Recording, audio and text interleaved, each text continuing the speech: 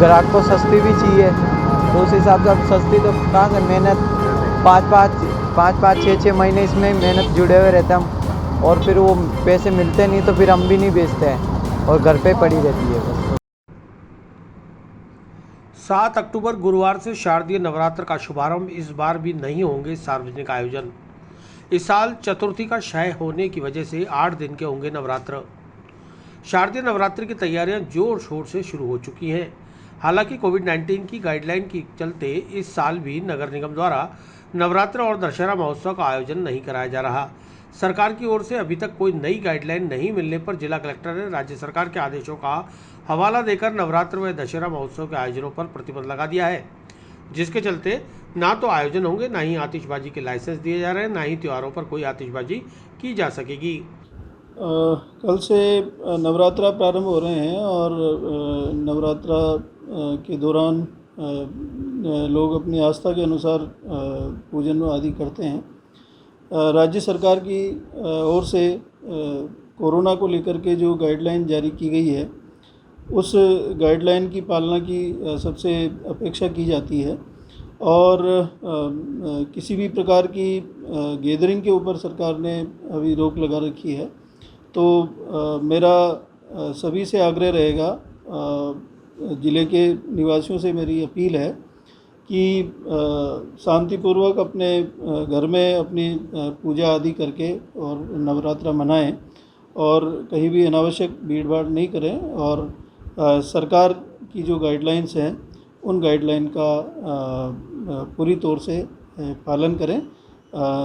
दशहरे के ऊपर भी जो सरकार की गाइडलाइन है उसकी पालना करते हुए कहीं भीड़ भाड़ नहीं करें और गाइडलाइन की पालना करते हुए शांतिपूर्ण ढंग से इस पर्व को, त्यौहार को मनाएं। सभी को, जिले वासियों को मेरी तरफ से बहुत बहुत शुभकामनाएं और साथ ही जो है अपने स्वास्थ्य को और सरकार की जो नियमावली है उनकी पालना को भी सुनिश्चित करें, ये सभी से अपील है। ये सारी चीज़ें उसमें गाइडलाइन में समाहित हो गई कि जो है उसमें अनावश्यक लोगों के एकत्रित होने पर रोक है, तो उसी को ध्यान में रखते हुए सारे कार्यक्रम। अगर कोई गाइडलाइन का उल्लंघन करता है तो नियमानुसार कार्रवाई की जाए। पटाखों को लेकर सरकार ने रोक लगा दी है, तो सरकार की रोक को ध्यान में रखते हुए और उसकी पालना सुनिश्चित करने की सभी से अपेक्षा की जाती है। वहीं माता भक्तों ने घरों में माता को विराजित कर विधि विधान से पूजा अर्चना करने का निश्चय किया हुआ है, जिसके चलते विभिन्न चौराहों, सड़कों के किनारे माता की छोटी से लेकर बड़े कद की मूर्तियां बिक्री के लिए तैयार हैं। मूर्तिकारों ने बेहद आकर्षक रंग रोगन कर माता का आकर्षक श्रृंगार कर मूर्तियों को तैयार किया है, ताकि वह अपने भक्तों को लुभाकर उन मूर्तियों को बेच सकें। मूर्तिकार दिनेश ने बताया कि पिछले 2 साल से काफ़ी कम मात्रा में मूर्तियों का निर्माण कर रहे हैं, लेकिन फिर भी अपेक्षाकृत मूर्तियों की बिक्री नहीं हो पा रही।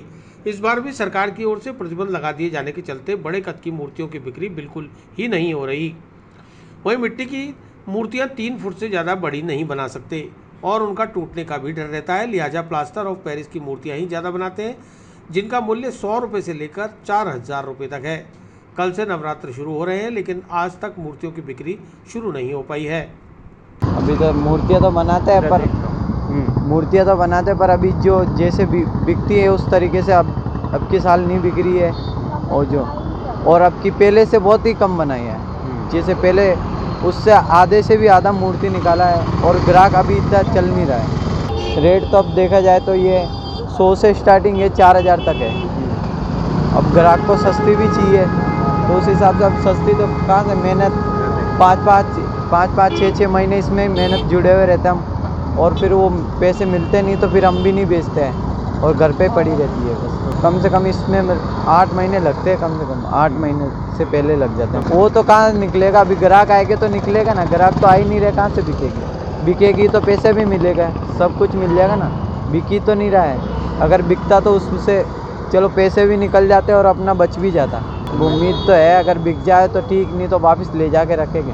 पेरिस की है मिट्टी का, अभी इस साइज का 3 फुट की मूर्ति का 4500 रुपये। ये पेरिस की मूर्ति इसकी 1100 रुपये रेंज बताते हैं 3 फुट की, और वो मिट्टी की है 4,500 की बताते हैं। अब कहीं ले भी जाएंगे तो वो खंडित हो जाती है, टूट जाती है। ये टूटती नहीं है, थोड़ी मजबूत में रहती है। ये क्या थोड़ा विसर्जन होने में क्या ये थोड़ा टाइम लगता, उसमें टाइम नहीं लगता, बस इसमें टाइम लगता, उसमें टाइम नहीं लगता।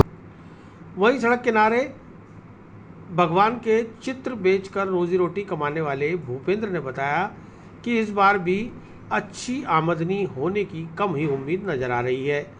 लोगों में कोरोना वायरस और त्योहारों के प्रति उत्साह कम होने से बाजार उठता हुआ नजर नहीं आ रहा, ना ही लोग खरीदारी करने घरों से बाहर निकल रहे हैं।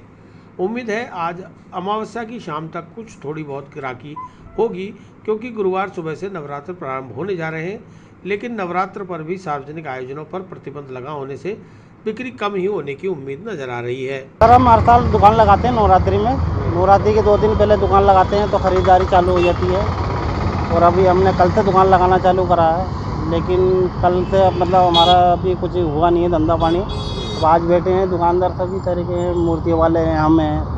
पिछले साल तो अच्छा माल बिका था, इस बार क्या गणेश चतुर्थी बेकार गई थी हमारी। गणेश चतुर्थी में भी कोई धंधा नहीं हुआ।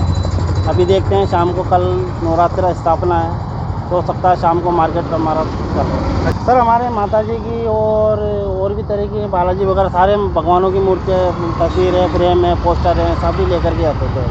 अभी बैठे हुए हैं, देखो शाम तक अपना जो आए ग्राहक वगैरह तो चलेगा हमारा धंधा पानी। कल स्थापना है नवरात्रि की और आज मावस की वजह से थोड़ा हो सकता है कि शाम को पब्लिक आए लेने।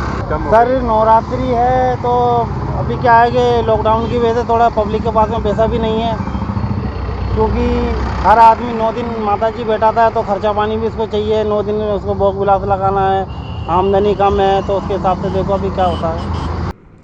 भले ही सरकारी प्रतिबंध लगे हों, लेकिन आस्था पर प्रतिबंध नहीं लगाया जा सकता। लिहाजा लोग घरों में पूरी लगन और आस्था के साथ माता को 9 दिनों तक विराजित कर पूजा अर्चना करेंगे। इसी को लेकर केसरगंज गंगेश्वर महादेव मंदिर के पुजारी व ज्योतिषाचार्य पंडित तरुण कुमार शर्मा ने बताया कि शारदीय नवरात्र का शुभारंभ 7 अक्टूबर गुरुवार से होने जा रहा है। इस बार चतुर्थी और पंचमी एक होने से एक तिथि का क्षय हो रहा है, इसलिए नवरात्र घट रहा है। लिहाजा नवरात्र 8 दिन के होंगे। प्रथम नवरात्र गुरुवार को मां शैलपुत्री की पूजा अर्चना से प्रारंभ होगा। घट स्थापना का समय प्रातः 6:30 बजे से 8 बजे तक, 11:30 बजे से 3 बजे तक। श्रेष्ठ अभिजीत मुहूर्त में 11:51 से 12:32 तक है। शाम 4:30 बजे से 6 बजे तक भी घट स्थापना की जा सकेगी। शारदीय नवरात्र 7 अक्टूबर गुरुवार से प्रारंभ होकर शुक्रवार 15 अक्टूबर को संपन्न होंगे। इस साल चतुर्थी का क्षय होने की वजह से नवरात्र 8 दिन के होंगे। महाअष्टमी 13 अक्टूबर बुधवार को मनाई जाएगी और महानवमी 14 अक्टूबर गुरुवार को व 15 अक्टूबर को दशहरा मनाया जाएगा।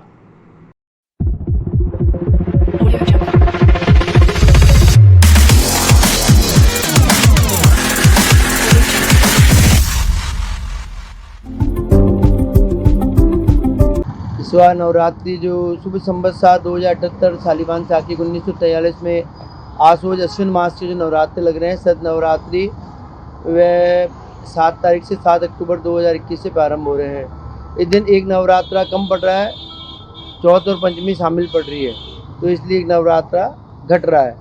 तो घटता हुआ नवरात्रा शास्त्र वेद शुभ नहीं माना जाता। इसमें भगवती की पूजा, जगदम्बा की पूजा विशेष शुभकारी होती है। इसमें माता जी के जो नव दुर्गा रूप है, दुर्गा सप्तचंडी का, दुर्गा नवचंडी का पाठ होता है, पूजन होता है और हवन यज्ञ किया जाता है। इसमें भगवती की पूजन कर कर ज्वारे बोए जाते हैं। भगवती की सुबह और प्रातःकाल और सायकाल जोत ली जाती है। देवी शक्ति रूप में होती है, मंगल रूप में होती है और कल्याण रूप में होती है। तो प्रथम शैलपुत्री होती है जो मंगल और कार्य को, शुभ कार्य को पूर्ण करती है। इस तरह भगवती के 9 दिवसीय पूजन के द्वारा सब मनोकामना कार्य सिद्धि पूर्ण होती है। नवरात्रि 7 अक्टूबर से प्रारंभ होकर 13 तारीख की दुर्गाष्टमी है, 14 तारीख की रामनवमी और 15 तारीख का दशहरा है। ये जो नवरात्रा घटता है वो 7 बजे तो शुभ नहीं होता, लेकिन प्रभु सबका कल्याण करे ऐसी हमारी मंगल भावना है कि जो नवरात्रा घटता है वह शुभ नहीं होता है। और भगवती जो सवारी है वह मंगल रूप में, इस बार कल्याण रूप में। जो जितनी भी विघ्न आ रही है, महामारी आ रही है, रोग आ रहे हैं, उनका नाश होगा। हाँ, इसमें घट स्थापना का प्रातःकाल 7 अक्टूबर गुरुवार को एक तो 6:30 बजे से लेके और 8 बजे तक का टाइम है।